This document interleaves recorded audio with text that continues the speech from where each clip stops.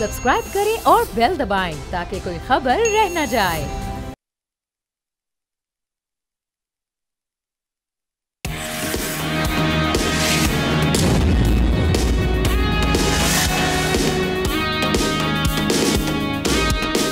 अस्सलाम वालेकुम नाजरीन, आप देख रहे हैं न्यूज़ पंच। मैं हूं आमना खटाना। इस्लामाबाद इंतज़ामिया के मशरूत NOC के बाद पाकिस्तान तहरीक इंसाफ कल गुज़श्ता रोज़ हमने देखा जलसा करने में कामयाब हो गई। और जिस तरह से हमने देखा है जो इस वक्त सिचुएशन है, जो हालात हैं PTI के लिए, जिस वक्त हम देख रहे हैं कि जो टॉप टियर इस वक्त लीडरशिप है वो जेल में है, ज़ेर हिरासत है, और जहाँ पर पार्टी में तकसीम की बात की जा रही है, एक ऐसे माहौल में कहा जा रहा था कि बड़ा मुश्किल होगा। फिर हमने जो कल ब्लॉकेजेस देखे, उसके बावजूद एक ऐसा जलसा करना हम ये कहेंगे डिसेंट शो था PTI की जानिब से। बहरहाल लेकिन इस सारी सिचुएशन में जलसा तो हो गया, लेकिन उस जलसे में जिस तरह से CM KP अली अमीन गंडापुर, उनके हवाले से जो कहा जाता है कि वो शोला बयानियाँ करते हैं, और इस बार उन्होंने सिर्फ हमने देखा कि ना सिर्फ सियासी मुखालिफिन बल्कि इस्टेब्लिशमेंट समेत हर हलके पर उन्होंने तनकीद करने की कोशिश की। ख़ास तौर पे उनका ये बयान जो सहाफ़ियों से मुताल्लिक था उसकी हम भी मजम्मत करते हैं। सहाफ़ती तंजीमों की जानिब से इस वक्त रद्द-ए-अमल आने का सिलसिला भी जारी है। अलबत्ता इस पर उनकी जानिब से तो नहीं, बैरिस्टर गौहर की जानिब से माफ़ी का कहा गया है कि हम इस पर माफ़ी मांगते हैं। इस पर रद्द-ए-अमल हुकूमती जमातों का भी हम देख रहे हैं, ख़ास तौर पे मुस्लिम लीग नून की जानिब से आज सारा दिन सोशल मीडिया पर भी जिस तरह से ट्वीट्स आते रहे, और दूसरी जानिब से भी जो ज़ुबान इस्तेमाल की जाती रही, गंडापुर साहब की जानिब से भी ज़ुबान इस्तेमाल की गई। इसमें शाहिद खाकान अब्बासी साहब का ये बयान कि भाई सियासत में बर्दाश्त कहाँ रह गई है, बर्दाश्त का हमें मुजाहरा करना होगा, सियासतदानों को गलतियों से सीखना होगा। कल की जो जलसा था उसके बारे में हमारे जो पैनलिस्ट हैं वो क्या राय रखते हैं, कितना ये कामयाब शो था। दूसरा, बहुत बड़ा दावा कर दिया जी 2 हफ्ते में बानी PTI को रिहा करने का अली अमीन गंडापुर साहब की जानिब से, और सारे मामलात को जो इस वक्त हमने देखी है कि एक माहौल को जो गरमा दिया PTI ने, उसके असरात क्या हो सकते हैं। डिस्कशन का आगाज़ करते हैं। मैं पैनलिस्ट का तारुफ करवा देती हूँ। एहतशामुल हक साहब हमारे साथ मौजूद हैं, डॉक्टर दानिश हैं, ज़ाहिर शाह शराजी, असद निज़ामी हमारे साथ आज शो का हिस्सा हैं। आप तमाम का बेहद शुक्रिया। एहतशाम साहब, आपसे आगाज़ करते हैं। ये सर, अभी कल के जलसे पे इनिशियली आपका रद्द-ए-अमल, चूँकि आपने तो इस हवाले से कहा भी था कि बहुत बड़ा शो नहीं हो पाएगा, आप समझते हैं कि एक अच्छा डिसेंट शो था। दूसरा, फिर वही अगेन जो हमने बातें की इस पे गंडापुर साहब के तर्ज़ अमल पर, उस पर भी कमेंट। देखिए, शॉर्ट कमेंट जो गंडापुर ने जो सहाफ़ी बरादरी पे और फिर ख़वातीन तो मेरा ख्याल है माशरे की हमारी रेड लाइन होती हैं, होनी भी चाहिए, और ख़ास तौर पे हमारी बरादरी की ख़वातीन बच्चियाँ जो इस प्रोफेशन में हैं, उनके साथ जिस बदतमीज़ी और जिस अंदाज से उन्होंने गुफ्तगू किया, मेरा ख्याल है मज़म्मत का लफ्ज़ बड़ा छोटा है। अब देखें, आप कह रही हैं गौर साहब ने, बैरिस्टर गौर ने माफ़ी मांग ली। भाई क्या वो गूंगे हैं? जो इतनी बड़ी बातें कर ली उन्होंने माफ़ी उनको मांगनी चाहिए थी, क्यों नहीं मांगी? और फिर मुझे तो लगता है आलम बाला में थे, इसलिए जिस तरह की उन्होंने गुफ्तगू की है, तो ये तो मेरा ख्याल है, अब देखें ना, या तो आपके पास सबूत हो ना तो आप लेके आएँ, हम आपके साथ खड़े होंगे, बताएं कौन है पैसे लेते हैं लिफाफे लेने वाले, आपके साथ खड़े होकर उनको निकालेंगे जिस अदारे में काम कर रहे हैं। लेकिन बग़ैर किसी प्रोवोकेशन के, बग़ैर किसी वजह के, देखिए हम ना, यही वो सहाफ़ती बरादरी है जिनके कंधों पर चढ़ के बानी PTI हुकूमत में आए थे। आज उनको हर वो बंदा जो उनको अपोज कर रहा है वो उसके ख़िलाफ़ है। मुझे याद आ रहा है जनरल नदीम ISI के चीफ ने एक दफ़ा ऑन रिकॉर्ड ये बात की थी कि मैं उनको मिला था बानी PTI को, उन्होंने मुझसे पूछा पाकिस्तान के सबसे बड़ा मसला क्या है, तो मैंने कहा जी इकॉनमी। कहते नहीं, ओपोजिशन, चाहे किसी जगह बैठी हो ओपोजिशन। तो अब देखें, माइंड सेट डिक्टेटर के तौर पे अगर आप काम करेगा तो आप कैसे चीज़ें के ठीक करेंगे। तो मेरा ख्याल है बड़ा सख्त रिएक्शन आ रहा है बरादरी के, इससे बहुत गलत। अब आ जाते हैं जलसे की तरफ। आपने बड़ा अच्छा लफ्ज़ यूज़ किया, डिसेंट जलसा था, इसमें कोई शक नहीं। साइजेबल क्राउड इकट्ठा कर लिया उन्होंने, बावजूद तमाम जिसको कहना चाहिए कंटेनर लगे, रास्ते रोके गए, वो सारी हुकूमतें करती हैं, कोई ये पहली दफ़ा कुछ नहीं हो रहा, और अगला जलसा भी करने जा रहे हैं। लेकिन अहम बात यह है कि जी क्या 2 जलसे करके, 4 जलसे करके आप अपने अहदाफ मुकम्मल कर लेंगे? आमना, आप भी सहाफ़त में अब खासा अरसा हो गया आपको। पाकिस्तान की सियासत में हुकूमतें जो है ना वो जलसे ज़रूर से तब्दील नहीं होती हैं, बड़ा वाज़े तौर पे ये देखना चाहिए। हाँ, एक इस्टेब्लिशमेंट का अपना एक रोल है, और दूसरी बात यह है कि इस वक्त सूरत हाल आप देख लें कि इस्टेब्लिशमेंट हुकूमत के साथ खड़ी है। जिस तरह आर्मी चीफ ने एक दिन कहा कि जो भी हुकूमत गवर्नमेंट ऑफ द डे होगी हम उसको सपोर्ट करेंगे। लिहाजा इस वक्त तो ऐसी कोई चीज़ नहीं है, सिवाय इसके कि जो अंदर से कुछ खबरें आती हैं कि कहीं के इस्टेब्लिशमेंट को लगता है कि जिस तरह डिफेंड उनको करना चाहिए, जिस तरह इनका सोशल मीडिया है या जो सोशल मीडिया वॉरियर हैं, डिजिटल टेररिस्ट हैं, वो जो कर रहे होते हैं उस तरह वो डिफेंड नहीं कर पाते। कुछ लोगों का ख्याल है कि जी शायद अगर ये सिचुएशन इस तरह परसिस्ट करती है तो अगले साल के शुरू में कुछ ना कुछ हो सकता है। क्या हो सकता है ये कुछ भी नहीं कहा जा सकता, लेकिन अपेरेंटली लगता है कि हुकूमत उनके साथ खड़ी हुई है। ठीक है ना। अब देखें जिस अंदाज से आमना उन्होंने डायरेक्ट आर्मी चीफ के खिलाफ बातें करना शुरू कर दी एक मरतबा फिर, तो मेरा ख्याल है देखें जब तक इमरान खान की अपनी पॉलिसी तब्दील नहीं होती, मुझे नहीं लगता कि उनका सियासत में इस तरह वापसी का इम्कान हो सकते हैं।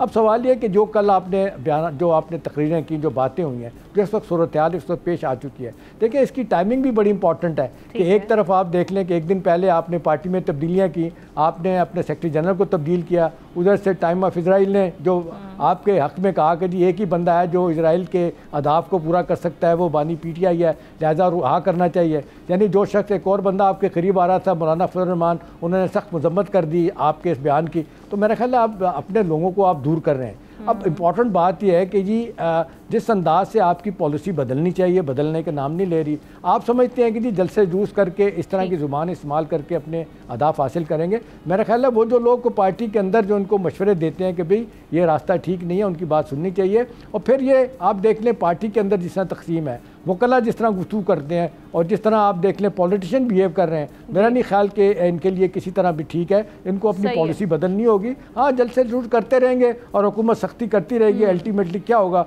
मेरा नहीं ख्याल कि इनको अपने अहदाफ हासिल करने में कामयाबी हो सकती है। जी डॉक्टर साहब, एक जानिब कहा जा रहा था कि जी बात बन रही है, आज भी हम देख रहे हैं बानी PTI का बयान इस हवाले से कि जी उस दिन जो जलसा पहले मुलतवी किया गया था वो इस्टेब्लिशमेंट की जानिब से कहा गया था कि इस तरह के माहौल में आप भी जलसा ना करें, उसको मुलतवी कर दें, बाद में ब्लॉकेजेस नहीं आएंगी।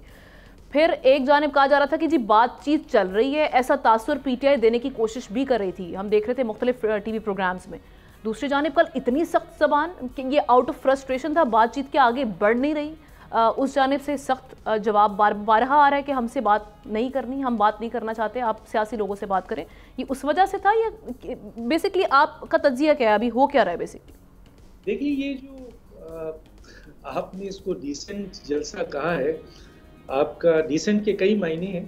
मुझे नहीं समझ में आ रहा है कि डिसेंट जलसा कैसे, किस लिहाज से, कि एक क्राउड के लिहाज से डॉक्टर साहब जो अभी सख्तियां उसमें।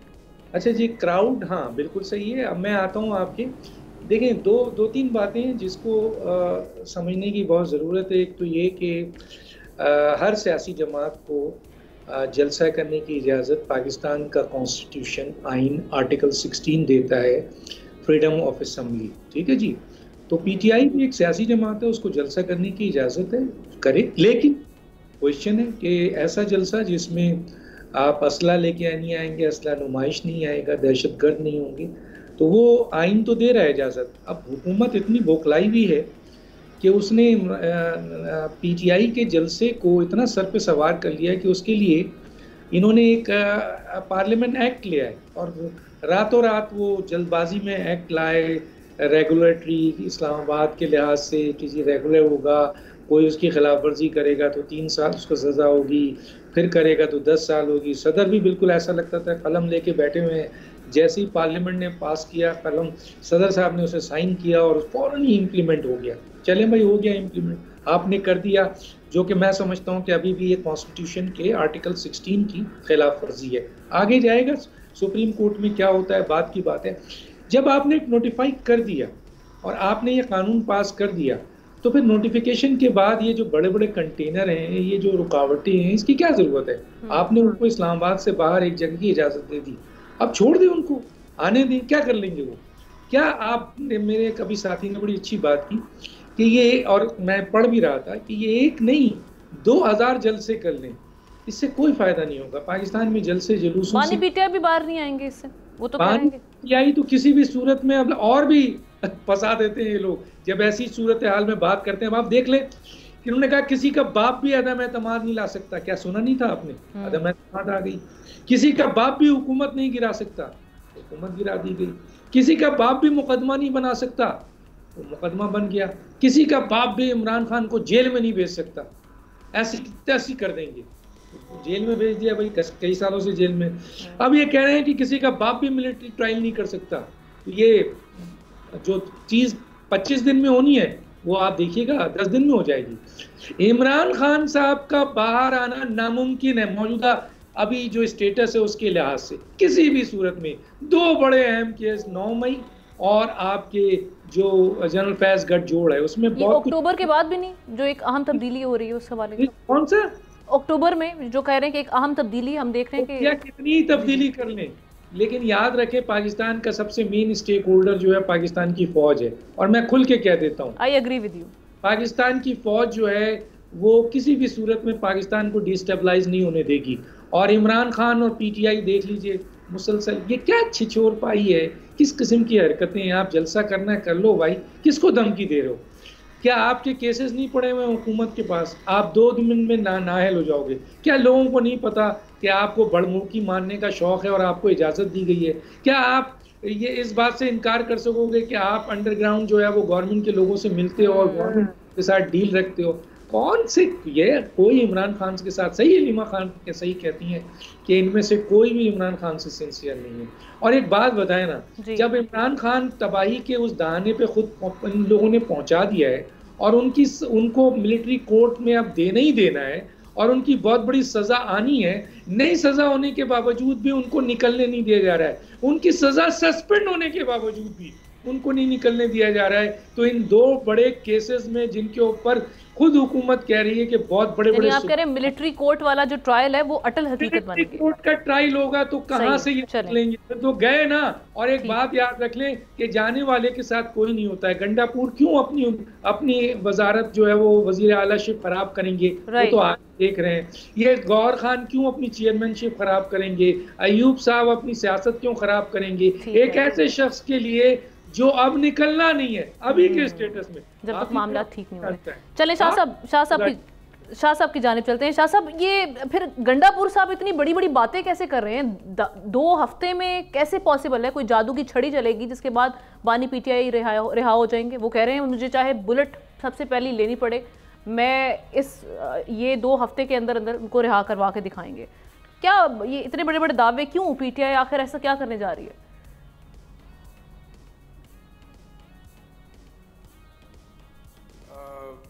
आमना, जैसे डॉक्टर साहब ने कुछ बातें की कि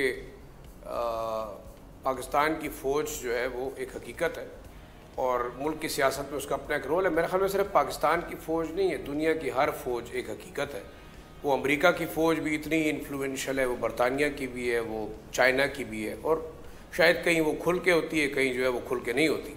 जहाँ तक गंडापुर साहब का ताल्लुक़ है, मेरे ख्याल में देखें, मैं तो ये समझता हूँ कि शायद वो इस प्रोग्राम से पहले मैं बात कर रहा था कि मुझे तो अब ये लगता है कि ये तमाम की तमाम मिली भगत ही नज़र आती है, क्योंकि इस किस्म के जलसे और इसमें इस किस्म की तकरीरें, ये सिवाय मीडिया हाइप के मुझे तो कोई चीज़ नज़र नहीं आ रही इसके अंदर।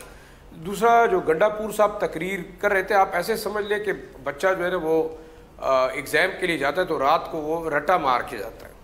तो मेरे ख्याल में ऐसा हुआ है कि शायद गंडापुर साहब दिन 12-1-2 बजे तक रटा मारते रहे अपने चीफ मिनिस्टर हाउस के करीब ही। मेरे ख्याल में वहाँ पे कोर हेडक्वार्टर भी है। इसमें अब डॉक्टर साहब ने तो बड़ा इनडायरेक्टली कहा, लेकिन मैं डायरेक्टली कह देता हूँ कि जब आप सारी चीज़ें मशवरे से कर रहे हैं तो मेरे ख्याल में ये तकरीर भी मशवरे से ही होगी और शायद इनको इतनी इजाज़त ज़रूर मिली होगी कि आप ये बातें कर सकते हैं। मैं ये समझता हूँ कि इस किस्म के जलसों से, जैसे डॉक्टर साहब ने कहा कि खान साहब के लिए मज़ीद मुश्किलात ही पैदा हो रही हैं। मेरे ख्याल से हुकूमत का पैनिक होना अपनी जगह पे, और वो भी मुझे कोई ड्रामा ही नज़र आता है, क्योंकि मेरे ख्याल में कोई पैनिक, देखिए कोई डैमेज नहीं है मेरे ख्याल में। क्या डैमेज, ये बताए, ये जलसा हो गया, इस जलसे से पहले हम कहते रहे कि जलसा हो या जलसा ना हो, ना तो खान साहब ने बाहर आना है, ना उस जलसे से उनको कोई फ़र्क पड़ेगा। क्या हुआ, आप इतने लोगों को लेके चले गए, आपने तकरीरें की, कोई किसी ने कुर्सी पे खान साहब की तस्वीर रखी, ज़मीन पे बैठ गया। हाँ बिल्कुल मीडिया हाइप है, वर्कर्स के अंदर आपने एक जोश और वलवला जो है ना वो क्रिएट किया और एक ड्रामा आपने क्रिएट किया कि चले जी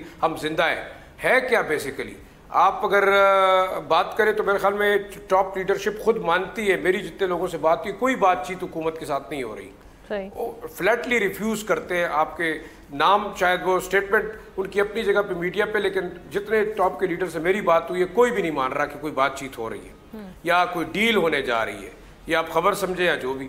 अब ये ले दे के जब जो मीनार पाकिस्तान का आपने जलसा अनाउंस किया, ये एक और हुकूमत और अपोजिशन दोनों का एक कहते हैं ना कि एक मिली भगत है, बस ड्रामा चलता रहेगा, हुकूमत इनको टॉन्ट करती रहेगी, उनको टॉन्ट करते रहेंगे। देखिए बेसिक मसाइल लोगों के क्या है, अब मैं तो हैरान इस बात पे हूँ कि तहरीक इंसाफ के गवर्नर और उनके वज़ीर आला जो यहाँ पे पीपल्स पार्टी या फेडरल गवर्नमेंट का जो गवर्नर है और PTI का वज़ीर आला है, उनके अपने डिस्ट्रिक्ट के अंदर ओवरऑल लॉ एंड ऑर्डर की क्या सूरत हाल है आप देख रहे हैं वहाँ पे, कबायली इलाकों के अंदर हालात क्या है। मैं तो ये हैरान हूँ, कभी कभी यहाँ खैबर पख्तूनख्वा के लोग बड़े परेशान हैं इस बात पे कि भाई हमारे सदर्न डिस्ट्रिक्ट के अंदर कबायली इलाकों के अंदर अब लॉ एंड ऑर्डर पे तवज्जो दो। फेडरल गवर्नमेंट तो आपके ख्वाजा आसिफ साहब को देखें तो मतलब है उनकी बातें सुने तो बंदा लगता ही नहीं है कि शायद ये कबायली इलाका और सूबा जो है ना वो हिस्सा भी है पाकिस्तान का। मैं ये समझता हूँ, देखिए इस वक्त जो अजीबोगरीब सी सियासत है, अपनी ज़ाती मफादात की अपोजिशन भी कर रही है और आपकी हुकूमत तो वैसे ही कर रही है।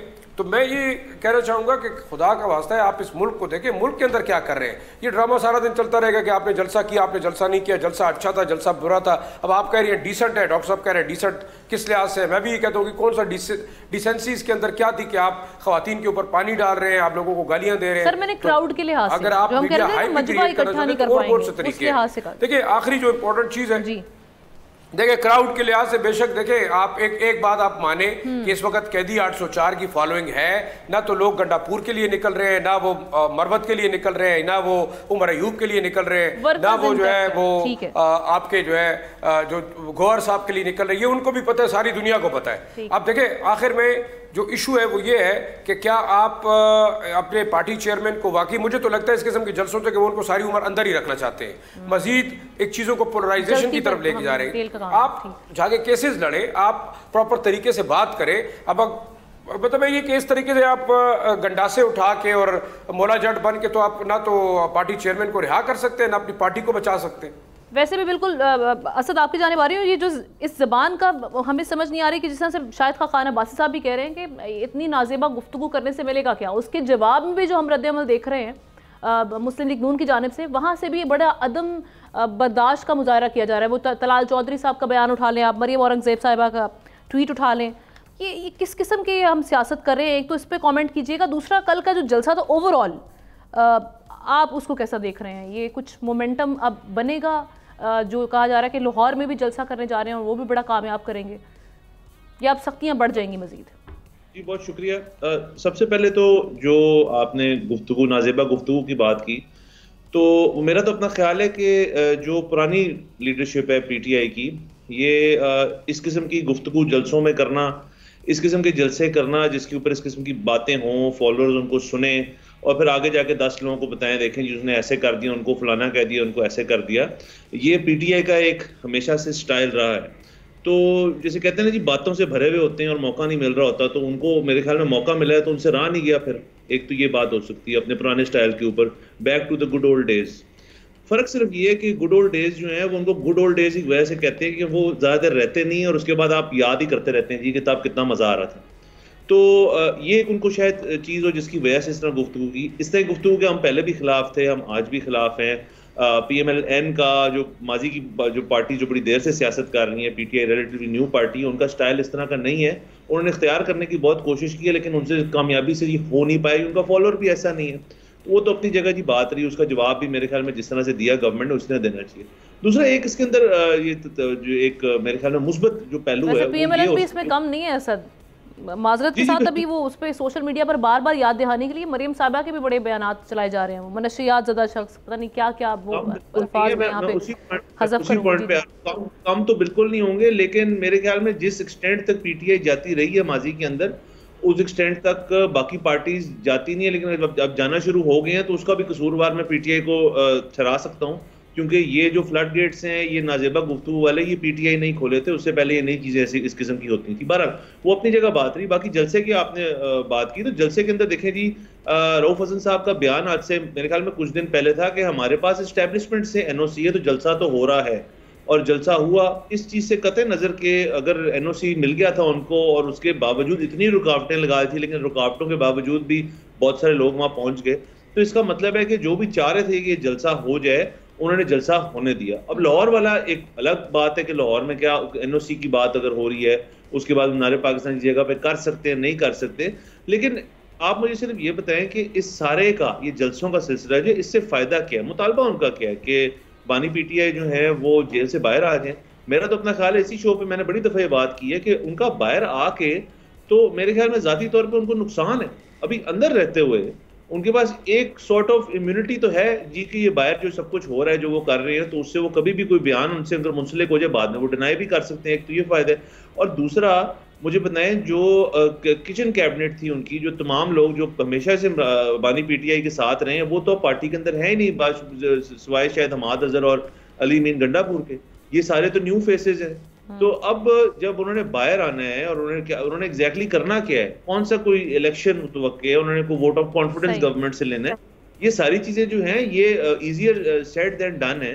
इस वक्त अगर जब तक वो जेल के अंदर हैं तब तक एटलीस्ट उनकी पॉपुलैरिटी का मोमेंटम तो क्रिएटेड है। इतने सारे लोग जो हैं, जैसे अभी शाहिद साहब ने भी कहा और मतलब डॉक्टर साहब ने भी कहा कि ये इतने सारे लोग जो हैं ये तो आए हैं उस बेसिस पे कि उनका एक मोमेंटम है, उनकी वजह से आए हैं। तो जब तक वो जेल में तब तक वो मोमेंटम कायम है, जब वो बाहर आ जाएंगे मोमेंटम टूट भी सकता है। तो ये बड़ी केयरफुली देखना पड़ेगा। बाकी जलसे जितने भी कर लें, देखिए हुकूमत में वो हैं, आप ऑपोजिशन में हैं, वन मैन पार्टी है, that one man is in jail, सीधी सी बात है। ठीक है, आपका भी सवाल से टेक आ चुके हैं और जिस तरह से हम बात भी कर रहे हैं मत करेंगे क्योंकि सियासत चलती रहती है, लेकिन सियासतदान अवाम को रिप्रेजेंट कर रहे होते हैं और कहीं ना कहीं अवाम उनको देख रहे होते हैं, उनको उनकी एक फॉलोइंग होती है।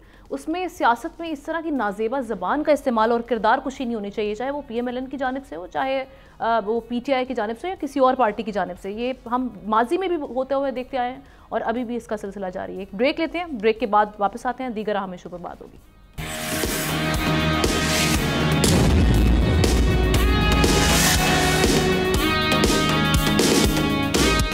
बैक। वज़ीर-ए-आज़म शहबाज शरीफ मुआशी सूरत हाल को बेहतर करने के लिए पुरअज़्म दिखाई दे रहे हैं। मुआशी टीम की कारकर्दगी पर भी मुतमईन है, लेकिन दूसरी जानिब IMF से पाकिस्तान के लिए अच्छी खबरें नहीं आ रही। फाइनेंसिंग गैप पूरा ना होने से पाकिस्तान के लिए $7 अरब के कर्ज प्रोग्राम की मंजूरी मजीद ताखीर का शिकार हो गई है। एग्जीक्यूटिव बोर्ड के एक और इजलास के कैलेंडर में इस बार भी पाकिस्तान का नाम शामिल नहीं है। ये कितना मायूस कुन है और कितना तशवीशनाक है ये सारी सिचुएशन हमारे लिए, इसका हवाले से साहब जी, ये डेफिनेटली बैरूनी फाइनेंसिंग गैप को पूरा करने में पाकिस्तान $2 अरब का है, वो अभी तक कामयाब नहीं हुआ है। हालांकि पाकिस्तान ने $1.75 अरब कमर्शियल कर्ज के लिए दरख्वास्त कर चुका है। इस्लामिक ट्रेड फाइनेंस कॉरपोरेशन से $40 करोड़ जो है वो इस्लामिक डेवलपमेंट बैंक से $35 करोड़ कर्ज की दरख्वास्त भी कर चुका है और $1.2 अरब आपके सऊदी अरब से भी कर चुका है। असल में मसला कहने का ये है कि ये कोई पहली दफ़ा नहीं है कि क्योंकि 12 जुलाई को आखिरी दफ़ा मुआहिदा हुआ था, स्टाफ लेवल मुआहिदा, और अभी 9 और 13 सितंबर का जो आपके बोर्ड का इजलास है कैलेंडर जारी हुआ है, उसमें पाकिस्तान का केस मौजूद नहीं है। लेकिन ये होता है, माजी में भी हुआ है, कई हुकूमतों के साथ IMF का जो है डिले हुआ है केस, और डिले की वजह भी सामने आ गई ना कि आप $2 अरब जो आपने जो गैप है, फाइनेंसिंग गैप है आपका बैरूनी, वो आप कवर कर दें तो हो जाएगा। तो ये इतना बड़ा मसला नहीं है। IMF तंग करता भी है पाकिस्तान, जाहिर है इस वक्त मौशी बहुत सारे मसाइल के साथ साथ इंटरनेशनल पॉलिटिकल इश्यूज भी है। याद रखिएगा कि IMF का बराह रास्त ताल्लुक अमेरिका से है और वर्ल्ड बैंक हो या IMF हो, इनका कंट्रोल टोटल अमेरिका के साथ होता है। तो इंटरनेशनल इश्यूज के ऊपर भी कुछ चीज़ें तय होनी होती हैं।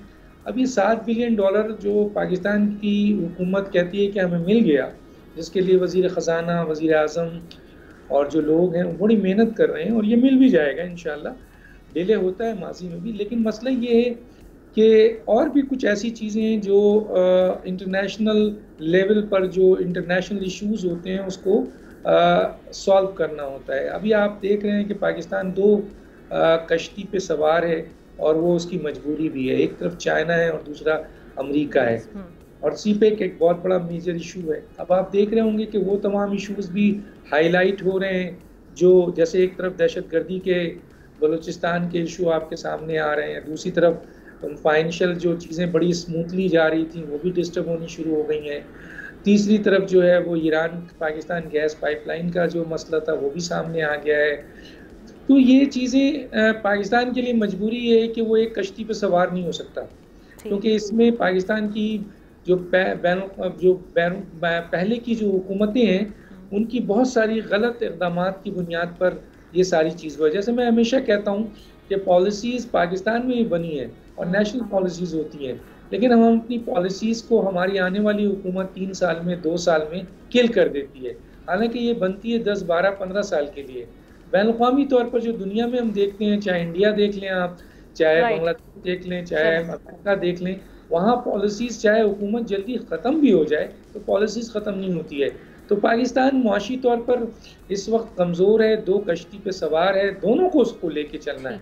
अब वज़ीर आज़म है और उनकी जो टीम है वो बड़ी मेहनत कर रही है, काम कर रही है, काफ़ी पॉलिसीज़ बनी है। 5E जो बना है वो बहुत ही इम्पोर्टेंट है 2024 और 2029 तक। और जिस तरह से आर्मी जो है स्पेशल इन्वेस्टमेंट फैसिलिटेशन काउंसिल के साथ इस हुकूमत से खड़ी है, मेरा ख्याल है कि ये क्राइसिस से निकल अब आउटकम के लिए हम देखते हैं कि कितना इस हवाले से आउटकम आता है। शाह साहब, आपका इस पे कमेंट, एक तो जैसे डॉक्टर साहब भी कह रहे हैं कि $1.75 बिलियन इसके लिए तो हम दरख्वास्त कर चुके हैं, इसके लिए हमें कितना होपफुल होना चाहिए, पॉजिटिव रिस्पॉन्स आएगा, उसकी उम्मीद रखनी चाहिए?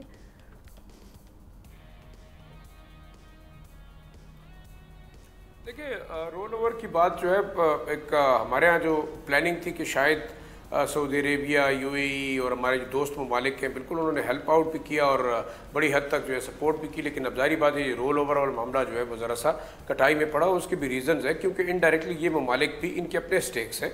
देखिए, कल मैं एक तस्वीर देख रहा था, शायद वो इससे रेलिवेंट ना हो, मैंगल साहब और जो हमारे रिंद साहब हैं वो बैठे हुए थे UAE में, एक शायद हो सकता है पुरानी तस्वीर हो, लेकिन ये बताया जा रहा है कि सोशल मीडिया के ऊपर वायरल हुई कि वो वहाँ पे बैठे हुए हैं। तो देखिए, UAE हो गया, चाइना हो गया, अमेरिका हो गया, तमाम जितने ममालिक हैं उनके अपने स्टेक्स हैं पाकिस्तान के अंदर। और IMF जाहिर बात है एक ऐसा टूल है जिसके ज़रिए से वो पाकिस्तान की, आप कह सकते हैं, स्ट्रिंग्स खींचते हैं अपनी मर्ज़ी के मामलात पे लाने के लिए। अब पाकिस्तान के लिए मसाइल क्यों, आप देखें तकरीबन 75 सालों में 23 दफ़ा IMF के पास गए, और हर बार हर 2-4 साल बाद अगर हम उसके पास गए दोबारा लोन के लिए, लेकिन वो लोन जो हमने हासिल किए उसका रिज़ल्ट क्या हुआ, उसका मिसयूज़ जो है वो हमारे गले पड़ गया। ज़ाहिर बात है कि उस पर करप्शन हुई, उस पर फाइनेंशियल जो मिस अप्रोप्रिएशंस है या इल प्लानिंग है, उसने बार बार पाकिस्तान को मज़ीद मामलात के अंदर उसके लिए मुश्किलात पैदा की। देखिए, जिस मुल्क का 74.3 बिलियन जो है वो आपके GDP का वो लोन के अंदर हो, और मेरे ख्याल में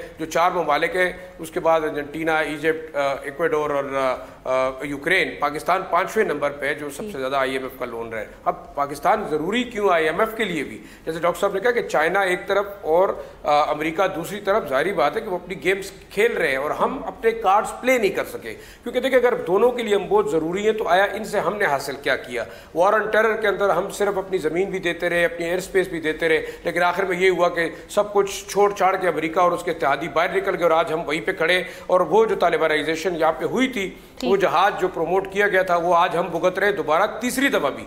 अब चाइना जिस तरीके से यहाँ इकोनॉमिक डेवलपमेंट कर रहा है उसके अपने स्टेक्स है, जाहिर बात है अमेरिका उसको काउंटर करने की कोशिश करेगा। इंपॉर्टेंटली पाकिस्तान क्यों जरूरी है? देखिए, पाकिस्तान जाहिर बात है कि IMF के लिए और चाइना के लिए, अमेरिका के लिए इसलिए भी जरूरी है कि छठी बड़ी फौज है दुनिया की, न्यूक्लियर पावर डिक्लेयर्ड है, आप दूसरा ग्रोइंग इकोनॉमी है, यहाँ लोग जो है जाहिर बात है कि इट वांटेड टू ग्रो। ठीक है, आपका इस पे टेक आ चुका है।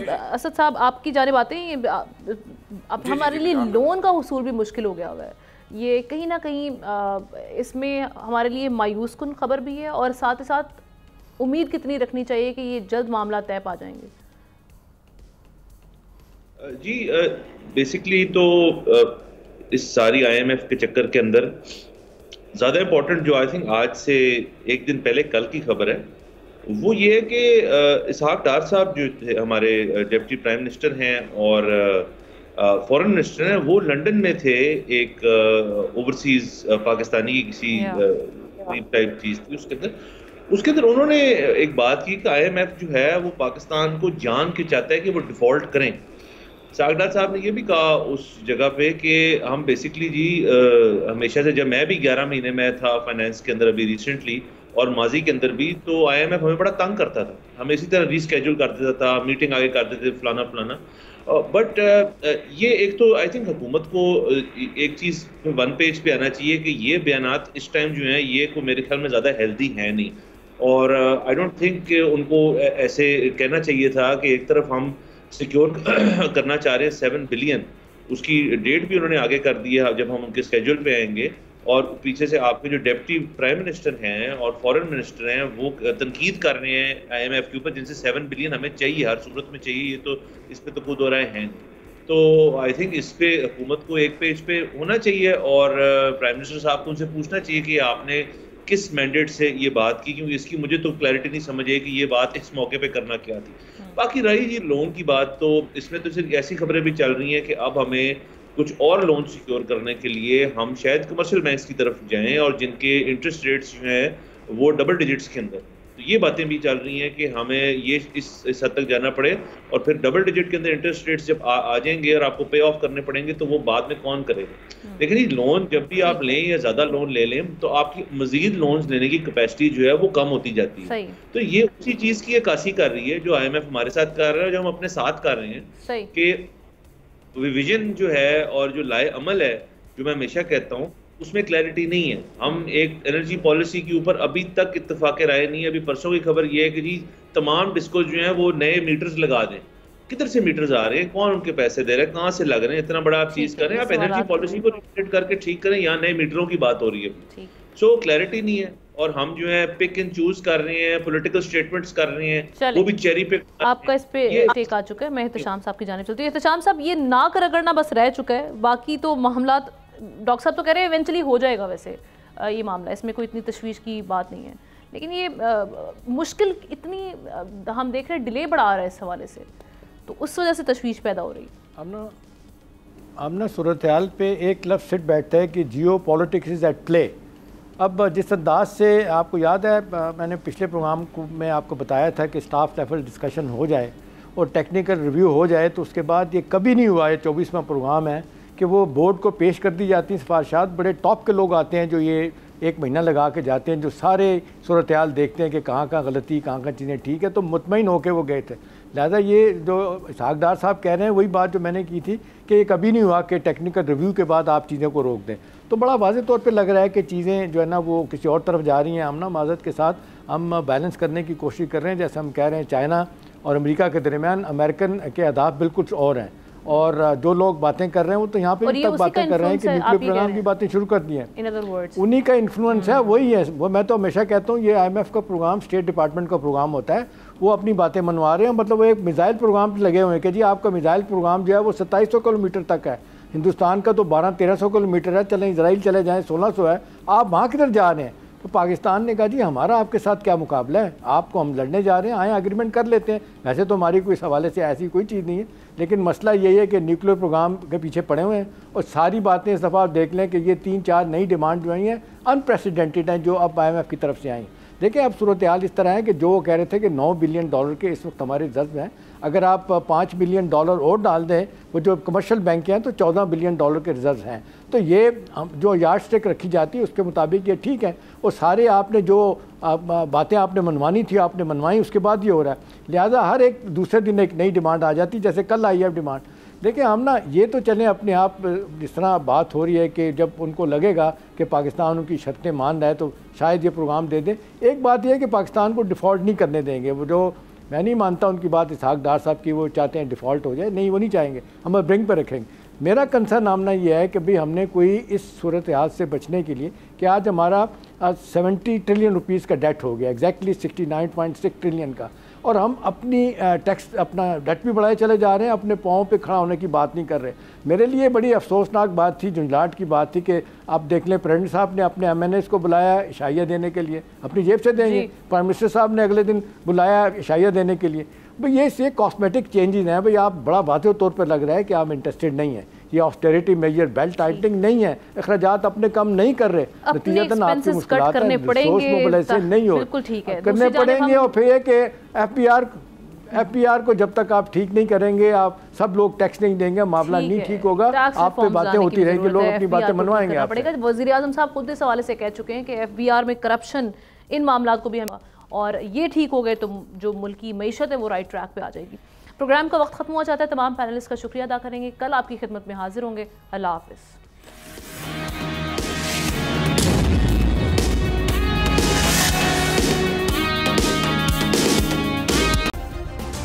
सब्सक्राइब करें और बेल दबाएं ताकि कोई खबर रह न जाए।